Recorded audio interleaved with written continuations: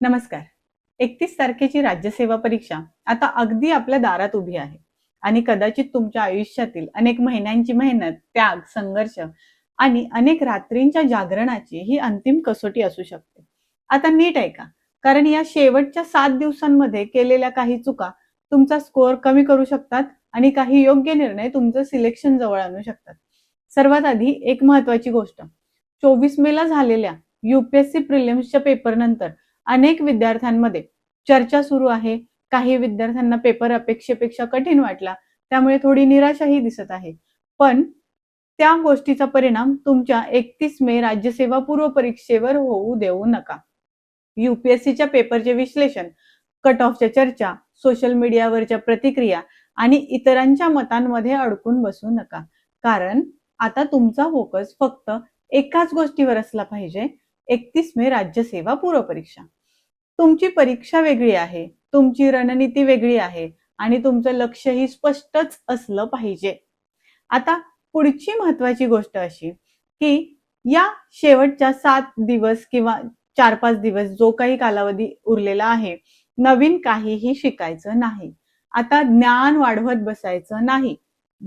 जे काही आपण आतापर्यंत शिकलो आहोत, जो काही अभ्यास आपण आतापर्यंत केलेला आहे, त्यालाच मजबूत करायचंय. हा शेवटचा आठवडा आपल्याला कसा वापरायचा आहे? सकाळी स्टॅटिक विषयांची उजळणी करायची.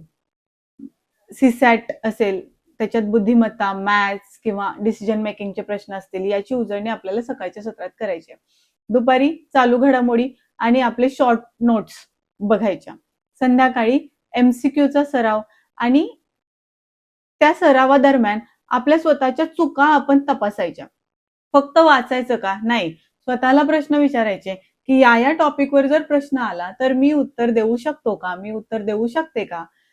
आता अशा चुका टाळा जे अनेक विद्यार्थी शेवटच्या दिवसांमध्ये करतात. नवीन पुस्तक सुरू करणं, मित्राचा अभ्यास पाहून स्वतःची तुलना मित्रासोबत करणं, रात्री जागरण करणं, शेवटच्या क्षणी घाबरून सगळं एकत्र वाचायला बसणं, या चुका टाळायच्या. याने आपला तणाव वाढतो. ताण येणं स्वाभाविक आहे, कारण ही परीक्षा तुमच्यासाठी महत्वाची आहे. पण लक्षात ठेवा, तणाव तुमचं ज्ञान कमी करत नाही, तो फक्त तुमच्या प्रदर्शनावर परिणाम करतो. म्हणजे जर सकारात्मक तणाव असेल तर तुमचं प्रदर्शन चांगलं होणार. जर नकारात्मक तणाव असेल तर मात्र कुठेतरी तुमच्यासाठी ते अडचणीचं ठरणार. पेपरच्या त्या 2 तासांमध्ये पहिल्या काही मिनिटात स्वतःला स्थिर करायचं. आधी सोपे प्रश्न सोडवायचे. एका प्रश्नामध्ये जास्त वेळ अडकून राहायचं नाही. वेळेचं योग्य व्यवस्थापन करा. ते कधी होणार? सरावाने. त्यामुळे सराव जास्त करायचा. आणि आता एक अतिशय महत्वाची गोष्ट म्हणजे जेव्हा प्रश्नपत्रिका आणि उत्तरपत्रिका तुमच्या हातात येणार, सर्वात आधी तुमचा सीट नंबर व्यवस्थित भरायचा. OMR वरील माहिती काळजीपूर्वक तपासायची. गोल काळे करताना घाई करायची नाही. प्रत्येक गोल पूर्ण आणि स्पष्ट रंगवायचा. कारण अनेक वेळा विद्यार्थ्यांना प्रश्न येत असतात, प्रश्नाची उत्तरे येत असतात, सगळं समजत असतं, पण OMR मध्ये केलेल्या छोट्या चुका महागात पडतात. आणि आता परीक्षेच्या आदल्या दिवशी तुम्हाला काय करायचंय? हॉल तिकीट आणि ओळखपत्र हे तयार ठेवायचं, आपल्या बॅगेत टाकून ठेवायचं. 2 ब्लॅक बॉल पेन सोबत ठेवायचे. एक क्लिअर पाण्याची बॉटल, ज्याच्यावर कोणतंही लेबलिंग नसावं, अशी बॉटल जवळ ठेवायची आहे. परीक्षा केंद्र आधीच तपासून घ्यायचे. केंद्रावर जाण्यासाठी तुमचा प्रवास आधीच ठरवा. बस कोणत्या वेळेला आहे, ट्रेन कोणत्या वेळेला आहे, कोणत्या मार्गाने आपल्याला तिथे जायचं आहे, हे आधीच माहिती करून घ्या. वेळेच्या थोडं आधी केंद्रावर कसं पोहोचाल याची काळजी घ्या. आणि शेवटच्या दिवशी उगाच जास्त अभ्यास करू नका. सर्वात महत्वाचं, चांगली झोप घ्या.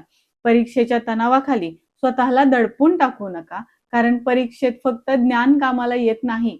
शांत मन, योग्य नियोजन आणि आत्मविश्वासही तितकंच महत्वाचं ठरतात. लक्षात ठेवा, 31 तारखेला तुम्ही फक्त परीक्षा द्यायला जाणार नाही आहात. तुमच्या अनेक महिन्यांच्या मेहनतीचा परिणाम म्हणजे तुमचं सिलेक्शन घ्यायला जाणार आहात, असा विचार करा आणि स्वतःला तणावमुक्त ठेवून प्रॅक्टिस करा, अभ्यास करा, उजळणी करा. All the best.